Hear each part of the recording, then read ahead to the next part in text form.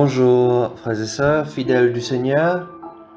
Nous arrivons déjà à la fin de notre semaine de méditation et en ce jour nous écoutons l'Évangile selon Saint Jean au chapitre 6, les versets 1 à 15. En ce temps-là, Jésus passa de l'autre côté de la mer de Galilée, le lac de Tibériade. Une grande foule le suivait parce qu'elle avait vu les signes qu'il accomplissait sur les malades. Jésus gravit la montagne et là, il était assis avec ses disciples. Or, la Pâque, la fête des Juifs, était proche. Jésus leva les yeux et vit qu'une foule nombreuse venait à lui. Et dit à Philippe, « Où pourrions-nous acheter du pain pour qu'ils aient à manger ?» Il disait cela pour le mettre à l'épreuve, car il savait bien, lui, ce qu'il allait faire. Philippe lui répondit, « Le salaire de 200 journées ne suffirait pas pour que chacun reçoive un peu de pain. » Un des disciples, André, le frère de Simon-Pierre, lui dit, « Il y a là un jeune garçon qui a 5 pains d'orge et 2 poissons. Mais qu'est-ce que cela pour tant de monde ?» Jésus lui dit, « Faites asseoir les gens. » Il y avait beaucoup d'herbe à cet endroit. Ils s'assirent donc au nombre d'environ 5000 hommes. Alors Jésus prit les pains et après avoir rendu grâce, il les distribua aux convives. Il leur donna aussi du poisson, autant qu'ils en voulaient. Quand ils eurent mangé à leur faim, il dit à ses disciples, « Rassemblez les morceaux en surplus pour que rien ne se perde. » Ils les rassemblèrent et ils remplirent 12 paniers avec des morceaux des pains restés en surplus pour ceux qui prenaient cette nourriture. À la vue du signe que Jésus avait accompli, les gens disaient, « C'est vraiment lui le prophète annoncé, celui qui vient dans le monde. » Mais Jésus savait qu'il allait venir l'enlever pour faire de lui un roi. Alors de nouveau, il se retira dans la montagne, lui seul. Acclamons la parole de Dieu. Frères et sœurs, voici un récit que nous connaissons bien et que nous entendons de la part des autres évangélistes. Il s'agit bien de la multiplication des pains. Dès le départ, nous sentons que c'est Jésus lui-même qui est l'acteur principal et qui mène la discussion. Il voit tout de suite la foule qui le suivait et il s'inquiète de ce que les gens vont bien pouvoir manger. Il faut bien que les gens puissent se nourrir. Alors il demande à Philippe où trouver suffisamment à manger pour nourrir cette foule. Mais lui savait bien ce qu'il allait faire, nous dit l'Évangile. Ensuite arrive celui qui a les 5 pains et les 2 poissons. Jésus demande à faire asseoir la foule.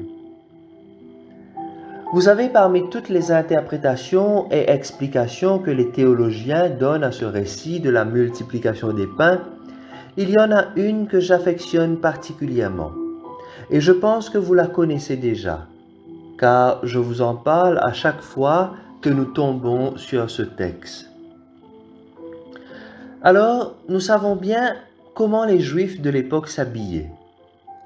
Nous le voyons encore dans les reportages, avec de grandes robes ou de grandes tuniques. Et donc, à chaque fois que les personnes sortaient, elles savaient qu'elles passeraient de longues heures en chemin. Ainsi, elles étaient prévoyantes et chacun apportait son casse-croûte, son pain qu'il gardait sous sa tunique. Et quand Jésus demande de faire asseoir cette foule, en d'autres mots, il demande que chacun retire ce qu'il a et qu'on mette tout cela ensemble. Effectivement, quand chacun retira son pain, il y eut suffisamment de nourriture pour tout le monde, au point d'en ramasser 12 paniers de reste. Chers amis, je vous disais que j'aime particulièrement cette interprétation car je trouve que c'est là le vrai miracle. Il ne s'agit pas des choses extraordinaires, des choses qui dépassent l'entendement humain.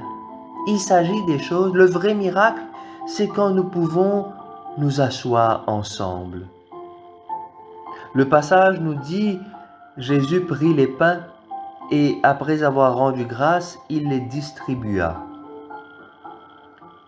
Cette parole nous ramène tout de suite à l'Eucharistie. Le vrai miracle, chers amis, c'est de pouvoir s'asseoir ensemble à la même table eucharistique, de pouvoir partager le repas que le Seigneur a préparé pour nous. Dans notre vie de tous les jours, il y a tellement d'épreuves, d'événements pénibles qui nous font parfois perdre espoir. Il suffit de penser au Covid. Mais il y a bien plus dramatique que le Covid. Il y a cette quantité de personnes qui meurent de faim chaque jour, les sans-abri qui meurent de froid dans les rues, alors qu'on est en train de dépenser des milliards et des milliards pour envoyer des personnes sur Mars, pour essayer de voir si la vie est possible sur Mars, alors que nous ne pouvons même pas assurer la vie sur notre planète. N'est-ce pas dramatique?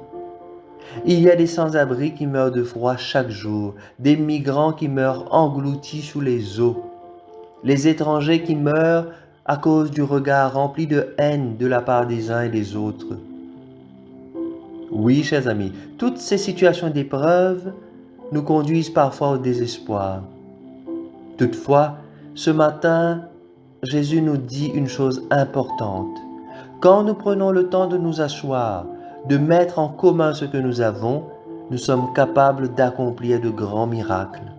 Quand nous nous asseyons, nous parvenons à dépasser nos querelles de race, de religion, de communauté.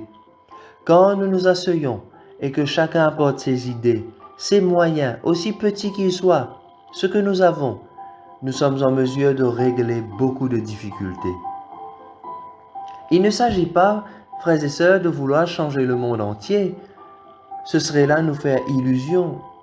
Mais nous pouvons changer le monde d'une personne, la vie d'une personne, d'une famille, d'une localité. Cela, nous le pouvons. N'est-ce pas là ce que dit Jésus à ses disciples? C'est par l'amour que vous aurez les uns pour les autres que le monde saura que vous êtes mes disciples. De la même manière, frères et sœurs, quand l'occasion nous sera donnée à nouveau, n'hésitons pas à nous réunir en communauté d'église, en paroisse, pour partager le pain de vie que Jésus continue à multiplier pour nous. Au-delà de nos différences, chers amis, il y a celui qui nous rassemble, celui qui nous unit profondément. C'est le Christ, le vivant à jamais, pour les siècles des siècles. Amen. Frères et sœurs, je vous souhaite un excellent week-end. Et si vous trouvez un petit moment libre, vous pourrez réécouter toutes les méditations de cette semaine et essayer de faire un petit examen de conscience pour bien voir où vous en êtes dans votre cheminement de foi. Que le Seigneur vous accompagne, lui qui est Père, Fils et Esprit Saint. Amen.